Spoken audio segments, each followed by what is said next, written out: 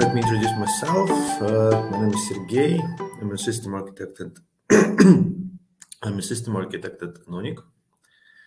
Today we will talk about core libraries, two core libraries, lib-task and lib-scheduler, kind of from the developer point of view, just an overview. It's going to be short, I promise.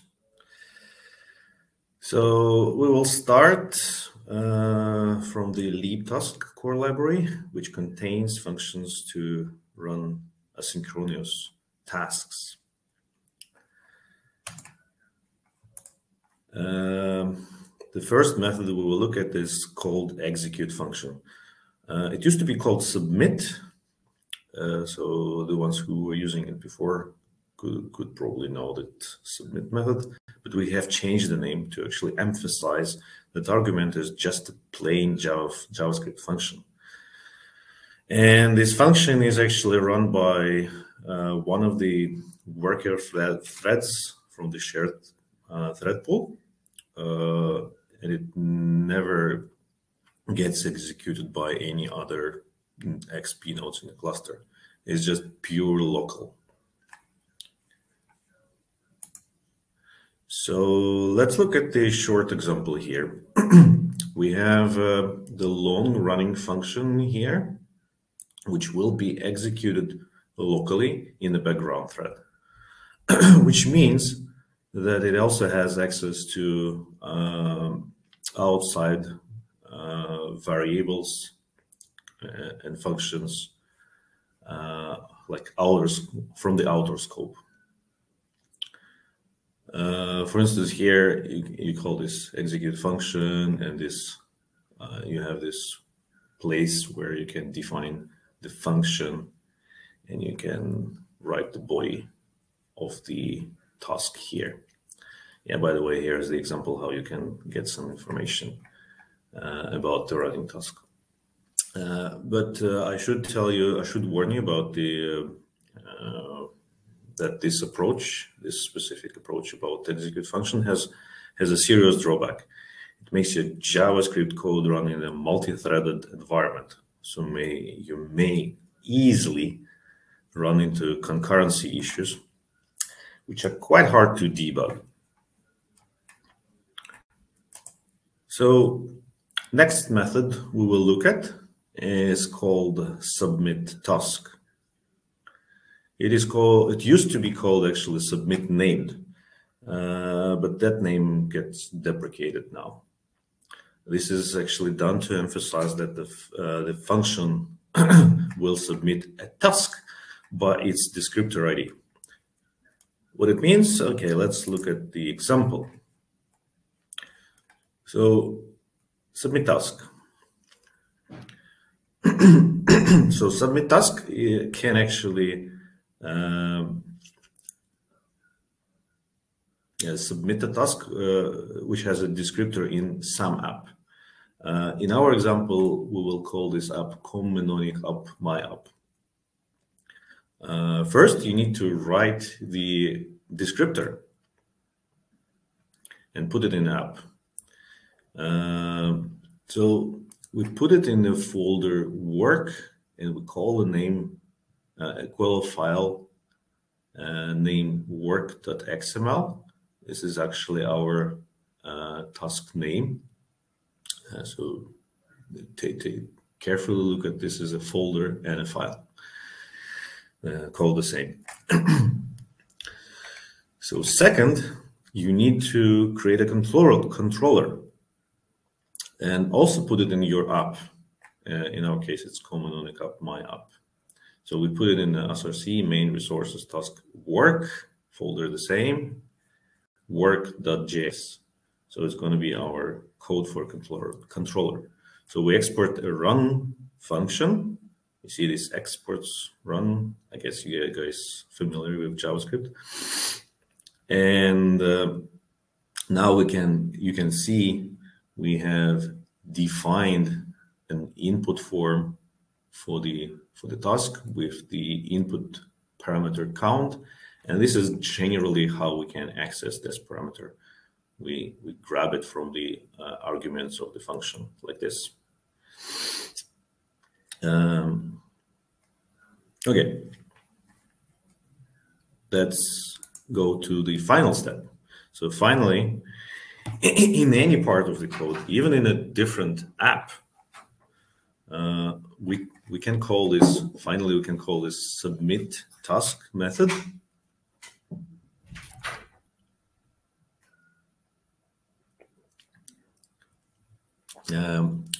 Yeah, so we call this submitTask method, and we specify a descriptor of that task, which consists of the application name, app name, and actually the task name. So again, I need to emphasize that it may be in a different app. So the descriptor will actually find the task, the descriptor ID will find the task in a different app too. And notice how we can actually provide this config again to the form, which task will receive through the parameters. So the benefits of such approach are kind of maybe not that obvious, but there are some. So first of all, your code, by comparison to executeFunction, your code gets decoupled from the rest of the code base. The entire logic of task can be in a different app, so you don't need to think about this. You don't need to recompile it all the time. Second, you don't have any concurrency issues by default. You can introduce a few, but it's not natural to have ones.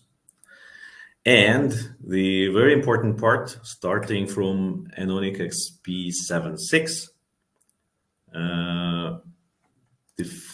this task is actually executed on a random XP node, but only if that node can execute the task. So it's actually kind of strange, like random node, what is this? So, for example, if the operations manage to make the application to run on some nodes, but don't install it on others, those nodes will never execute this task.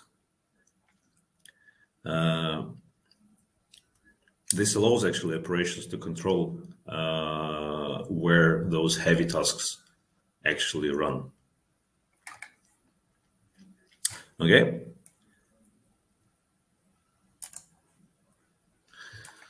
So that was basically two main methods in the lib-task. Other methods are get to get the task information, list.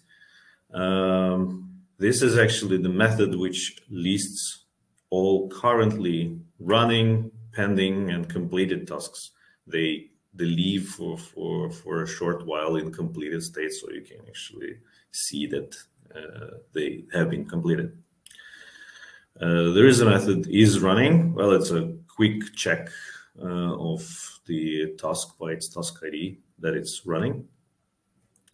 And there are two helper methods which can only be called from the context of the task function. First of it is a progress, which helps to monitor the task's progress. Yeah, I need to probably say that I may actually go to the example here. So here it's actually the use progress, and this information you provide, you can also get from the get method. It's quite handy. And there is one more method which also can be called from the within the context of the task, is a sleep. Well, sometimes you need to sleep for a few milliseconds inside the task just to wait for wait some time, throttle it, whatever. I was actually asked to emphasize one thing on this slide as well. There's no stop method, and you cannot really stop currently running tasks via API. So you have to actually code it yourself. We'll talk about it later a little bit.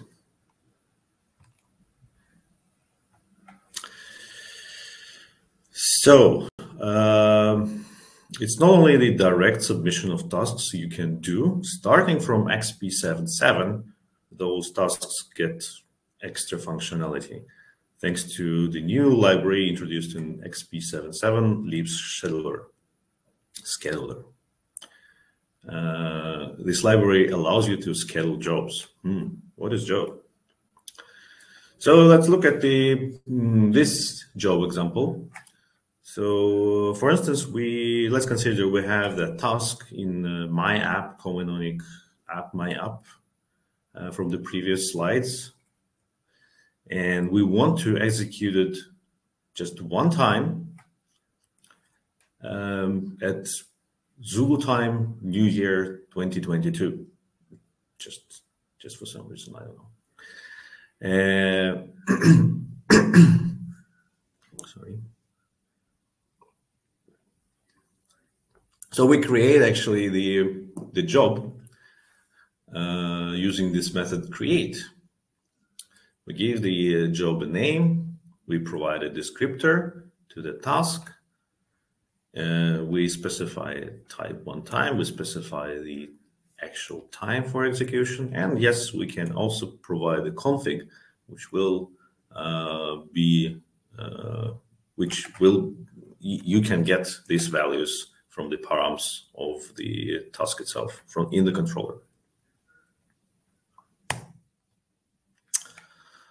Okay, but what if I want to execute this task not just once, but let's say every minute? In this case, you can use a CRON scheduler and specify this CRON-like value. Well, this magic 5 stars actually mean every minute, if you're familiar with CRON.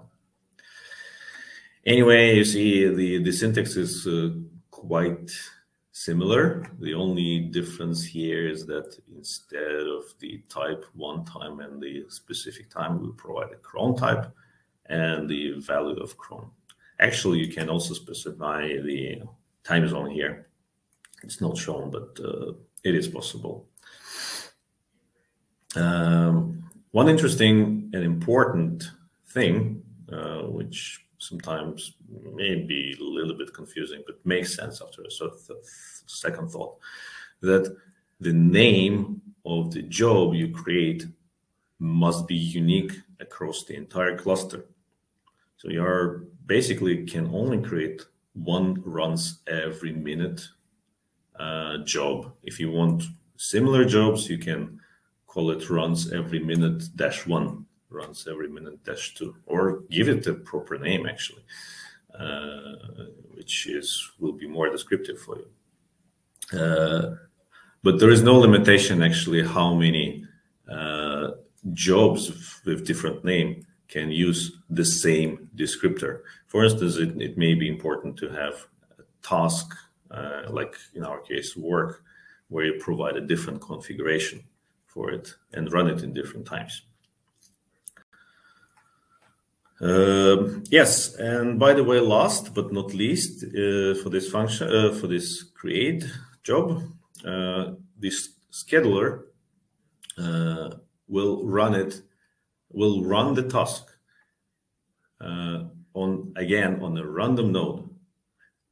Exactly the same, actually, as if you would call it via submitTask method.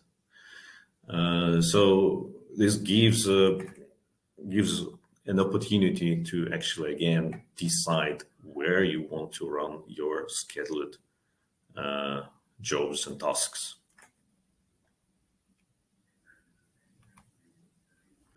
Okay, lib-scheduler also has a few crude methods, like developers are usually familiar with them.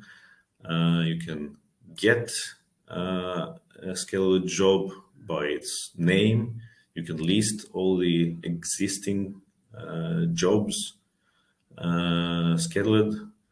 You can also delete and modify the jobs if you, for instance, want to change the job from being one type job to scheduled job, you need to use the modified method. Yeah, it would be interesting to know that we use lib-scheduler internally in XP as well. We actually have implemented a functionality for scheduled audit log cleanup and for scheduled vacuum. So if you want to use it, you operations can go and turn them on in configuration file. And these jobs will run for you. You can also kind of adjust their configurations. They are predefined there. We also plan to use the scheduler for a feature, like a long-awaited feature, scheduled publishing. It may come one day or another, but it will come.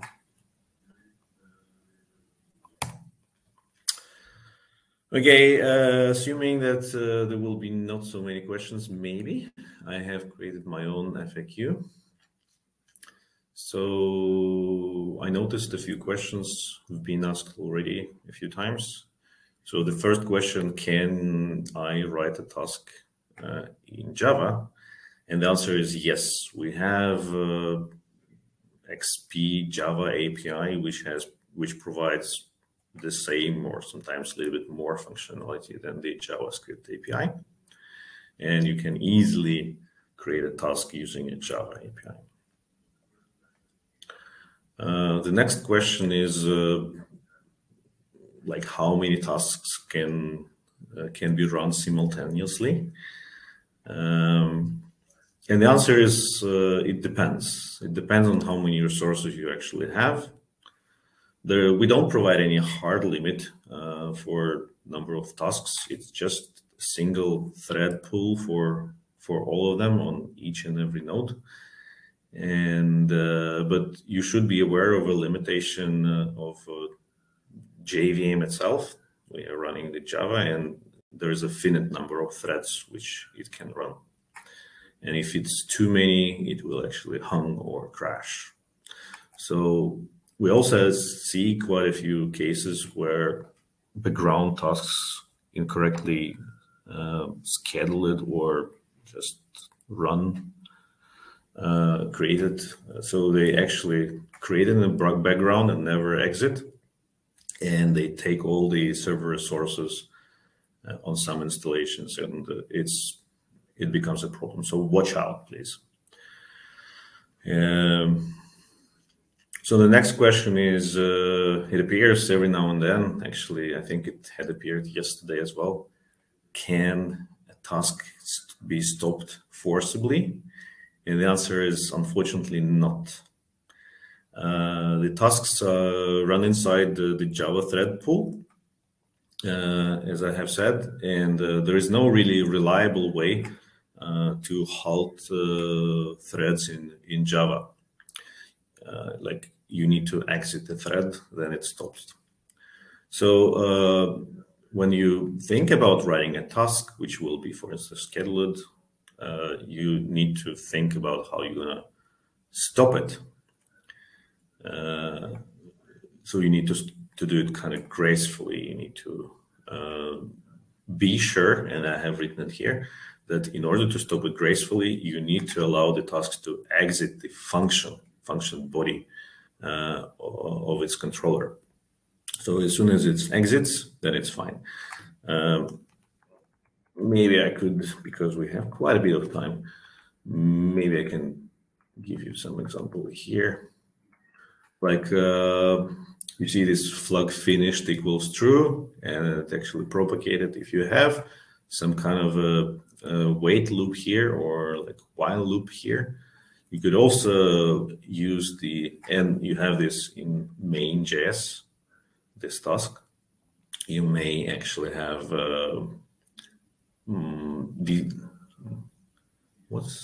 sorry, I forgot. Disposer. Yeah, we have a special method, the dispose, which can specify this flag finish true and exit the loop. So this is kind of answers quite a few questions. How do I stop the function? This is how. Or you can actually have a special form in your application where you have a stop button, which does the same. But for now, I can give the recommendation for operations. If the developer had forgotten to provide such a method, you may run in hanging tasks in XP, so you have to restart XP node in order to get rid of this hanging task. Okay, this was a kind of brief introduction to lib-task and lib-scheduler. We have written documentation on our developer portal. You can follow these links, or you can just go to developer.enonic.com, search for task or scheduler. You will find a few topics there. Like there are more examples of how to use it, and some extra warnings and notes about you should be aware of. I guess that's it. Thank you, Sergey.